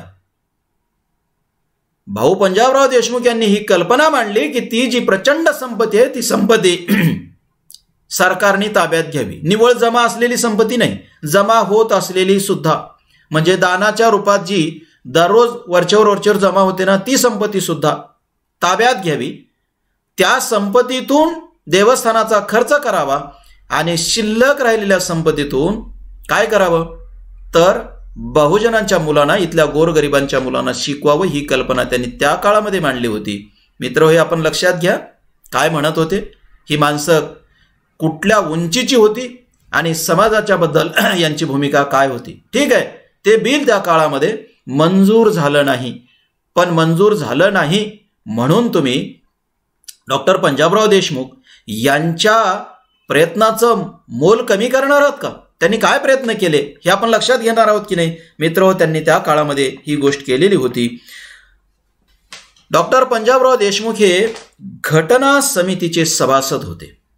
आणि मित्र, डॉक्टर बाबासाहेब आंबेडकर प्रचंड संघर्ष करून इथल्या बहुजनांच्या, दलितांच्या, स्त्रियांच्या हिताचे जे कलम तिथं मांडत होते ना, त्याला प्रचंड विरोधही होत होता. डॉक्टर बाबासाहेब आंबेडकर विरोधकांच्या विरोधात लढत होते. अशा वेळेस डॉक्टर बाबासाहेब आंबेडकर यांच्या साह्याला जर कोण धावून येत होते, तर मित्र, डॉक्टर पंजाबराव देशमुख धावून येत होते. आणि खंबीरपणे मानवी हिताचे, इथल्या बहुजनाच्या हिताची कलम तिथं मांडली जात होती. मित्र, ही गोष्ट डॉक्टर बाबासाहेब आंबेडकर यांनी मान्य केली. त्यांनी असं म्हटलेलं आहे की मला जे संविधानामध्ये मांडायचं होतं, ज्या कलमाची नोंद मला करायची होती, ज्या कलमांना कायद्याचं रूप द्यायचं होतं, त्यासाठी मला खूप संघर्ष करावा लागला. आणि अशा संघर्षाच्या काळामध्ये माझ्या पाठीमागे खंबीरपणे जर कोण उभं राहिलं असेल तर ते डॉक्टर पंजाबराव देशमुख उभे राहायचे. आणि त्यांच्यामुळे मी अनेक चांगल्या गोष्टी संविधानामध्ये मांडू शकलो, त्याला कायद्याचं रूप देऊ शकलो. मित्र हो, केवळ आणि केवळ विदर्भातल्या माणसांनीच डॉक्टर पंजाबराव देशमुख यांचे आभार मानले पाहिजे, त्यांच्याविषयी कृतज्ञ असलं पाहिजे असं नाही. या देशातल्या सबंध बहुजनांनी डॉक्टर पंजाबराव देशमुख यांच्याविषयी कृतज्ञ असलं पाहिजे, कारण त्यांच्या हिताची कलम यांच्यामुळे या संविधानामध्ये नोंदवली गेली आहे, त्याला कायद्याचं रूप दिलं गेलं आहे, हे आपण लक्षात घेतलं पाहिजे. आणि म्हणून या माणसाने समाज घडवलेला आहे. या माणसाने या इथल्या समाजाला चांगलं जगता येईल, त्यांना शिकता येईल अशी कलम तिथं मांडलेली आहेत. तशा पद्धतीची व्यवस्था उभी केली आहे, हे आपण लक्षात घ्यायला हवं. मित्र हो, आणखी एक नाव मी इथे घेईल, ते म्हणजे महात्मा गांधी. महात्मा गांधी आणि डॉक्टर बाबासाहेब आंबेडकर यांच्यामध्ये प्रचंड संघर्ष होत आहे, ठीकच आहे. पण महात्मा गांधींनी खूप मोलांचं काम केलं आहे. महात्मा गांधी यांनी स्वातंत्र्य संग्राम उभा केला, स्वातंत्र्याचा लढा उभा केला, असहकाराची चळवळ उभी केली आणि त्यात जाणीवपूर्वक त्यांनी स्त्रियांना सामावून घेतले. स्त्रियांना आव्हान केलं की तुम्ही या चळवळीमध्ये या. मित्रो, स्त्रियांना घराच्या बाहेर काढलं, स्त्रियांना जगाचं म्हणजे जगामध्ये काय चाललंय ते त्यांच्या लक्षात आणून देण्याचा प्रयत्न केला. विशेष म्हणजे आपण अन्यायाच्या विरोधात लढू शकतो हा आत्मविश्वास त्यांच्यात निर्माण केला. ही गोष्ट महत्त्वाची नाही का? मीठ किती उचललं हा भाग वेगळा, ते मुठभर होतं का चमचाभर होतं का चिमूटभर होतं हा भाग वेगळा, पण आपण अन्यायाच्या विरोधात लढू शकतो हा जो आत्मविश्वास होता तो खूप मोलाचा आहे, हे आपण लक्षात घेतलं पाहिजे. आणि आपण अन्यायाच्या विरोधात संघर्ष करू शकतो. ज्याची संबंध जगामध्ये सत्ता आहे, आपण असं म्हणत होतो की इंग्रजांच्या सत्तेचा सूर्य मावळत नाही, म्हणजे त्यांची इतकी दूरवर, इतकी संबंध प्रथेवर सत्ता होती की एका खंडातल्या सूर्य मावळा तर दुसऱ्या खंडामध्ये असायचाच ना. म्हणजे उत्तर ध्रुवात सूर्य रात्र असेल तर दक्षिण ध्रुवामध्ये दिवस असेल. इंग्रजांची सत्ता दक्षिण खंडातही होती आणि उत्तर खंडातही, म्हणजे दोन्ही म्हणजे संबंध प्रथेवरच होती. एवढ्या मोठ्या इंग्रज सरकारच्या विरोधामध्ये आपण लढा उभं करू शकतो, ही कल्पनाच किती मोलाची आणि किती आत्मविश्वास निर्माण करणारी आहे. आणि असा आत्मविश्वास निर्माण करण्याचा, असं एक विरोधामध्ये संघर्ष करण्याचं बळ जर कोणी दिलं असेल तर ते महात्मा गांधीनं दिले, आपल्याला मान्य करावं लागेल ना. महात्मा गांधीच्या विरोधकांना सुद्धा हे मान्य करावं लागेल. महात्मा गांधींची असहकाराची चळवळ ही सामान्य गोष्ट नाहीये मित्र हो. राज्याच्या विरोधामध्ये, सत्तेच्या विरोधामध्ये, एवढ्या मोठ्या सत्तेच्या विरोधामध्ये आपण उभं टाकू शकतो, त्यांना विरोध करू शकतो, हे महात्मा गांधींनी इथल्या लोकांना शिकवलं आणि त्यांच्यामध्ये एक आत्मविश्वास निर्माण केला. ही गोष्ट आपण नीट समजून घेतली पाहिजे मित्र हो. साने गुरुजींनी त्या काळामध्ये पंढरपूरचं जे मंदिर आहे ते मंदिर दलितांसाठी उघडं व्हावं याच्यासाठी संघर्ष केला. हा संघर्ष उगीच नव्हता. त्याच काळामध्ये इथे काळाराम मंदिर जे होतं, त्या नाशिकला जे काळाराम मंदिर, तिथेही संघर्ष सुरू होता आणि डॉक्टर बाबासाहेब आंबेडकर यांनी तो दीर्घ काळापर्यंत सुरू ठेवला. म्हणजे त्यांनी सांगितलं की सुरू राहू द्या, कारण डॉक्टर बाबासाहेब आंबेडकरांना एक वेगळं सांगायचं होतं, ते हे की तुम्ही धर्मांतर केलं पाहिजे, कारण इथले जे कडवे हिंदू धर्मातले लोक आहेत ते तुम्हाला समजून घेणार नाहीत, हे लक्षात यावं म्हणून ते खूप लांबपर्यंत तो संघर्ष सुरू ठेवला. पण मला हे सांगायचं आहे ते हे, मी महात्मा गांधींचा विचार किंवा महात्मा गांधींचं जे कार्य आहे ते सांगताना मध्येच हे याच्यासाठी सांगतो की ही सुद्धा गोष्ट खूप महत्त्वाची आहे. कारण मंदिराचा जो लढा आहे तो लढा साने गुरुजी करत होते, पण त्याच्यापूर्वी गांधींनी हा लढा केलेला आहे. मंदिरामध्ये दलितांना प्रवेश मिळावा ही गांधींची भूमिका होती आणि गांधी खूप प्रयत्न करत होते. आणि मित्र हो, ज्याला आपण पुणे करार म्हणतो ना, तो पुणे करार जो झाला महात्मा गांधी आणि डॉक्टर बाबासाहेब आंबेडकर यांच्यामध्ये पुणे करार झाला. पुणे करार जेव्हा झाला त्याच्यापूर्वी पुणे करार होण्यासाठी गांधींनी एक उपोषण केलं होतं आणि उपोषण करताना त्यांनी असं जाहीर केलं की अशा पद्धतीनं जर इथले जे दलित आहे ते दलित आणि हिंदूंमध्ये जर फूट पडणार असेल तर मग मेलेलं काय वाईट आहे, मी असं फूट पडू देणार नाही. पण हे उपोषण करत असताना त्यांनी इथल्या हिंदूंना सांगितलं की तुम्ही तुमच्यातलं जे कडवेपण आहे ते कडवेपण तुम्ही कमी केलं पाहिजे. आणि मित्र हो, त्या काळामध्ये इथल्या अनेक हिंदूंनी दलितांना मंदिर प्रवेशांना अनुमती दिली.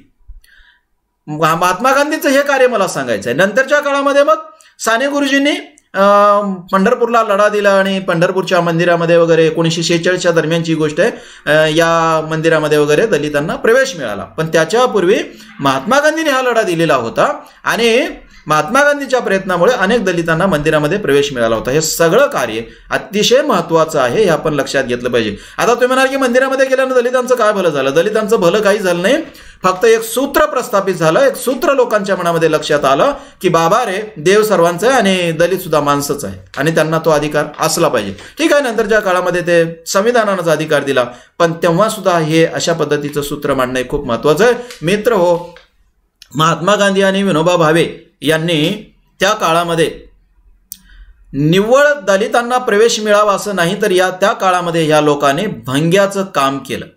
भंगी समाजाचं यांनी काम करणं हे एक सूत्र किती महत्त्वाचं होतं, हे याच्यातून जे सांगायचं होतं ते सूत्र किती महत्त्वाचं होतं. पहा, त्यांना काय सांगायचं होतं याच्यातून हे सांगायचं होतं की आतापर्यंत भंग्यांना काय वाटायचं, आम्ही भंगी काम करतो. का करतो? कारण आम्ही पूर्वी पाप केलेले लोक आहोत. कारण कर्मविपाक सिद्धांत त्यांच्या डोक्यामध्ये फिट्ट बसवलेला होता.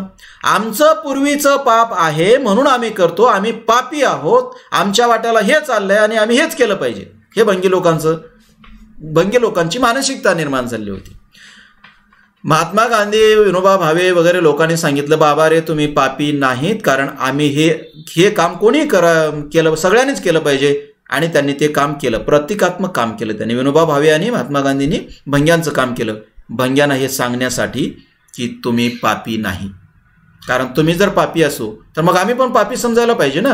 त्यामुळे तुम्ही पापी नाही, तुम्ही इतर माणसासारखेच आहात. इतर माणसासारखे जगायला शिका, स्वाभिमानानं आणि आत्मभानानं जगायला शिका, हे त्यांना सांगितलं. आणि दुसरं म्हणजे इथल्या सवर्ण लोकांना सांगितलं की तुम्ही आता बदला, कारण ते सुद्धा माणसं आहेत आणि त्यांना सुद्धा तुमच्या बरोबरीचे हक्क आहेत. ते केवळ जातीनं भंगी आहेत म्हणून त्यांनी ते काम केलं पाहिजे असं नाही, हे यांनी इतरांना सुद्धा सांगितलं. मित्र हो, त्या काळामध्ये महात्मा गांधी यांनी एक जाहीर केलं होतं की मला या देशामध्ये पाहायचं आहे. काय पाहायचं आहे? भंग्याची मुलगी सर्वोच्चपदी असलेलं मला पाहायचं आहे. म्हणजे ती राष्ट्रपती असली पाहिजे, ती पंतप्रधान असली पाहिजे, हे मला पाहायचं आहे. ठीक आहे, ते त्यांचं स्वप्न पूर्ण झालं नाही, पण त्यांनी डॉक्टर बाबासाहेब आंबेडकरांना कायदेमंत्रीपद मिळावं याच्यासाठी मात्र जाणीवपूर्वक प्रयत्न केला. त्यांना भंग्यांच्या मुल्ला पंतप्रधान वगैरे करता आलं नाही, त्या काळामध्ये ते झालं नाही, भविष्यामध्ये ते कदाचित घडेल. पण मित्र, हे सांगण्याच्या पाठीमागची भूमिका लक्षात घ्या की ज्या भंग्यांना तुम्ही सगळ्यात खालचं समजता आणि ते भंगी आपल्यातल्या स्त्रियांना आणखी आपल्यापेक्षा खाली समजतात, ती मुलगी या देशाची पंतप्रधान झाली मला पाहायचं आहे, हे म्हणणं किती महत्वाचं आहे. या म्हणण्यातून त्यांनी सांगितलं की ती मुलगी सुद्धा ब्राह्मणांच्या बरोबरीचे, इतर सवर्णांच्या बरोबरीचे, जे कोणी पंतप्रधान होतात त्यांच्या बरोबरीची आहे, त्यांनाही तो अधिकार आहे. इथल्या धर्मव्यवस्थेनं त्यांना जे हीन लेखलं होतं ते थोतांड आहे. माणूस म्हणून इतर कुठल्याही माणसाच्या बरोबरीचं त्यांचं स्थान आहे, हे त्यातलं सूत्र होतं. आणि हे सूत्र महात्मा गांधींनी सांगितलं, म्हणून महात्मा गांधी यांच्या कार्याकडे सुद्धा आपल्याला दुर्लक्ष करता येणार नाही. तेव्हा महात्मा गांधी असतील किंवा त्या काळातले साने गुरुजी वगैरे असतील, ह्या सगळ्यांच्या कार्याकडे आपल्याला दुर्लक्ष करता येणार नाही मित्रो. त्याचबरोबर राष्ट्रसंत तुकडोजी महाराज असतील, रघुनाथ धोंडो कर्वे असतील, रधो कर्वेंचं कार्य आपल्याला लक्षात घेतलं पाहिजे. रधो कर्वे यांचं जे समाज स्वास्थ्य नावाचं नियतकालिक होतं, ते नियतकालिक खूप महत्त्वाचं आहे आणि त्यांनी त्या काळामध्ये केलेलं काम खूप महत्त्वाचं आहे, लक्षात घ्या. ते जेव्हा विल्सन कॉलेजमध्ये असताना गणित शिकवायचे, विल्सन कॉलेजमध्ये प्राध्यापक होते, गणित शिकवायचे, आणि मग एकीकडे ते समाज स्वास्थ्य चालवायचे आणि मग संतती प्रतिबंधाच्यासाठी म्हणजे संतती नियमनासाठी काय करावं हे त्या काळामध्ये ते विचार मांडायचे. त्यांना असं सांगितलं गेलं, कॉलेजच्या मॅनेजमेंटने त्यांना सांगितलं, एक तर असलं लिहिणं बंद करा, हे समाज स्वास्थ्य वगैरे चालवणं बंद करा, नसेल तर नोकरीचा राजीनामा द्या. मित्र रधो कर्वे यांनी थेटपणे सांगितलं की तुम्हाला गणित शिकवायला खूप प्राध्यापक मिळतील, शिक्षक मिळतील, पण माझं काम करायला दुसरं कोणी आणखी तयार नाही, म्हणून मी नोकरीचा राजीनामा देतो. आणि त्याने नोकरीचा राजीनामा दिला. मित्र, तुम्हाला कदाचित असं वाटेल की रधो कर्वे खूप श्रीमंत होते, कमालीच्या दारिद्र्यात ते जगलेले आहेत, इतके दारिद्र्यात की कमालीच्या. आणि त्यांच्यावर बाकी समाजानेच नाही, ब्राह्मणांनी सुद्धा बहिष्कार टाकला. एकाकी त्यांना जीवन जगावं लागलं, उपेक्षितांचं जीवन जगावं लागलं, पण तरीही ते 26 वर्ष सातत्यानं समाज स्वास्थ्य चालवत होते. कल्पना करा काय निष्ठा असेल त्यांची. आणि त्या काळामध्ये ते हे सगळं करत होते. तेव्हा त्यांचंही जे कर्तृत्व आहे हे समाज घडवण्यामध्ये खूप महत्त्वाचं आहे, आपण लक्षात घेतलं पाहिजे. मित्र, अण्णाभाऊ साठे असतील, गव्हाणकर असतील, शाहीर अमर शेख असतील, ह्यांचं कार्य केवळ आणि केवळ संयुक्त महाराष्ट्रासाठी होतं असा गैरसमज करू नका. संयुक्त महाराष्ट्रासाठी होतंच होतं, पण ह्यांनी जे कार्यक्रम केले ना त्या काळामध्ये, यांची जी शाहिरी होती किंवा लाल बावटा वगैरे यांनी जे त्या काळामध्ये स्थापन केलं होतं, त्यामार्फत जे कार्यक्रम करायचे हे संयुक्त महाराष्ट्रासाठी होतंच, पण माणसाच्या घडवण्यासाठी सुद्धा होतं. याच्या फार आता खोलात जाऊ नये आपण, पण हे सगळं होतं. वामनदादा कर्डकांनी जे कार्यक्रम केले ते खूप महत्त्वाचे होते. प्रबोधनकार ठाकरे यांचं कार्य खूप महत्त्वाचं आहे, हे तुम्ही लक्षात घ्या. बाकी तुमचं वाचन खूप करत असाल आणि वाचन करणं तुम्हाला शक्य असेल तर कराच. प्रबोधनकार ठाकरे यांचं खूप लेखन आहे, खूपच लेखन आहे, पण निदान त्यांचं देवळाचा धर्म आणि धर्माची देवळे हे फार छोटं पुस्तक आहे. हे छोटं एक पुस्तक तुम्ही वाचा, मग तुम्हाला कळेल की अरे असे सांगत होते का प्रबोधनकार ठाकरे, आणि मग तुम्हाला कळेल की अरे समाजाच्या घडवण्यामध्ये या कितीतरी माणसांचा खूप मोलांचा वाटा आहे. तेव्हा प्रबोधनकार ठाकरे यांचं काम महत्त्वाचं आहे. हमीद दलवाईंचा आपल्याला फारसा परिचय नसतो मित्र, पण हमीद दलवाई यांचं काम प्रचंड आहे. कोकणातल्या मुस्लिमांना नवं शिकवण्याचं, त्या लोकांच्या जडणघडणीचं काम हमीद दलवाई यांनी खूप केलं आहे. आता याच्याही फार खोलात जाऊ नये, खूप वेळ झालेला आहे, पण मित्र त्यांचं काम खूप महत्त्वाचं आहे. गंगाधर पानतावणे यांनी अलीकडे अस्मिता दर्शनावाचं जे नियतकालिक होतं ते खूप वर्ष चालवलं, हे लक्षात घेतलं पाहिजे. गोदावरी परोळेकर यांनी जे काम केलेलं आहे हे तुम्ही लक्षात घ्या. म्हणजे आदिवासी समाजाला जागं करण्याचं आणि आदिवासी समाजाला माणूस बनवण्याचं काम केलं. त्यांच्या लेखनाचं पुस्तकच आहे त्यांचं, जेव्हा माणूस जागा होतो, माणूस जागा झाला तर काय करू शकतो, हे ते पुस्तक वाचा, तुम्हाला कळेल. पण त्या माणसांना जागा करण्याचं काम गोदावरी परोळेकरांनी केलं आहे. अशा अनेक नावं आपल्याला घेता येतील. आज जे शेतकरी आहेत हे आणि खेड्यातले जे शेतकऱ्यांची मुलं आहेत यांना त्यांच्या हक्काची जाणीव करून देण्याचं पहिलं काम जर कोणी केलं असेल मित्र हो तर शरद जोशी यांनी केलं आहे. शरद जोशी यांच्या शेतकरी संघटनेच्या काही मर्यादा असतील, शरद जोशी यांच्याही काही कार्याच्या मर्यादा असतील. सगळ्यांनाच ते शरद जोशी यांचं काम आदरांचं किंवा चांगलं वगैरे वाटेलच असं नाही, पण मित्र शरद जोशी यांनी इथल्या ग्रामीण समाजाला, शेतकऱ्यांना त्यांच्या हक्काची जाणीव करून दिली, खूप महत्त्वाचं आहे. नाहीतर यांना असं वाटायचं की हे जे पांढरे कपडे घालून फिरवणारे पुढारी असतात ना, तेच शहाणे असतात, तेच श्रेष्ठ असतात आणि तेच सगळं काय पाहतात. आपण काय गरीब माणसं आहोत, आपल्याला काय कळते शेतीमध्ये, आपण नांगर हाकणारे माणसं आहोत. नांगर हाकणाऱ्या माणसाला काय कळते. मित्र शरद जोशी यांनी ठणकावून सांगितलं की जे नांगर हाकणारे आहेत ना, ते पुढारी जे मिरवतात ना, त्यांच्यापेक्षा कुठल्याच अर्थानं कमी नाहीत. तुम्हाला अधिकार आहे, तुम्ही या देशाचे नागरिक आहात, तुम्ही या देशाला पोसणारे आहात, तुम्ही अन्नधान्याची निर्मिती करता, तुम्ही खूप महत्त्वाचे आहात. हे शरद जोशी यांनी लक्षात आणून दिलं. तेव्हा अशा कितीतरी माणसांचं कार्य किंवा अशा कितीतरी माणसांचं योगदान समाजाला घडवण्यामध्ये. मित्र, मी तुम्हाला शेवटी असं सांगेन की ह्या सगळ्या माणसांना आत्मसन्मानाची जाणीव करून दिली. माणसानं हे सांगितलं की बाबा रे, तुम्ही अन्न खाऊन जगता आणि माणसासारखे दिसता म्हणून तुम्हाला माणूस म्हटलं जातं, तर या अर्थानं तुम्ही माणूस राहू नका, तर तुम्ही माणूस म्हणून जगा. माणूस असण्याचं आत्मभान तुम्हाला आलं पाहिजे. त्या आत्मभानासकट जगायला शिका. अशा पद्धतीचं माणसाला सांगण्याचं काम यांनी केलं. माणसाला माणूस म्हणून जगायला सांगितलं, त्यांना आत्मभान किंवा त्यांना माणूस असण्याची जाणीव करून दिली. आणि हे माणूस असण्याची जाणीव झालेली माणसंच मित्र हो शिकायला लागली, आणि शिकायला लागली म्हणून लिहायला लागली, आणि हीच माणसं लिहिलेल्या साहित्याचं मूल्यमापन करायला लागली. मित्र हो, साठोत्तरी साहित्य प्रवाहात लेखन करणारे लेखक, कवी, या साठोत्तरी साहित्य प्रवाहाची समीक्षा करणारे समीक्षक, या साठोत्तरी साहित्य प्रवाहाची चळवळ चालवणारे कार्यकर्ते, या साठोत्तरी साहित्य प्रवाहाची संमेलनं घेणारी सगळी माणसं, या साठोत्तरी साहित्य प्रवाहाचं वाचन करणारे वाचक मंडळी, ह्या सगळ्यांची जडणघडण जर कोणी केली असेल तर ती महात्मा फुलेपासून ते अलीकडच्या या सगळ्या माणसांपर्यंत या सगळ्यांनी केलेली आहे. आणि म्हणून या सगळ्यांचं कार्य हेच या साठोत्तरी साहित्य प्रवाहाच्या निर्मितीच्या पाठीमागे कारणाच्या रूपात आहे, हे आपण लक्षात घेतलं पाहिजे. या साठोत्तरी साहित्य प्रवाहाच्या उदयाची पार्श्वभूमी या पद्धतीनं आपण समजून घेतली पाहिजे. या साठोत्तरी साहित्याच्या निर्मितीला कारण ठरणारी ही सगळी वस्तुस्थिती आहे, ही आपण नीट लक्षात घेतली पाहिजे. मित्र हो, साहित्याच्या निर्मितीची जी भूमी असते ती म्हणजे समाज असते.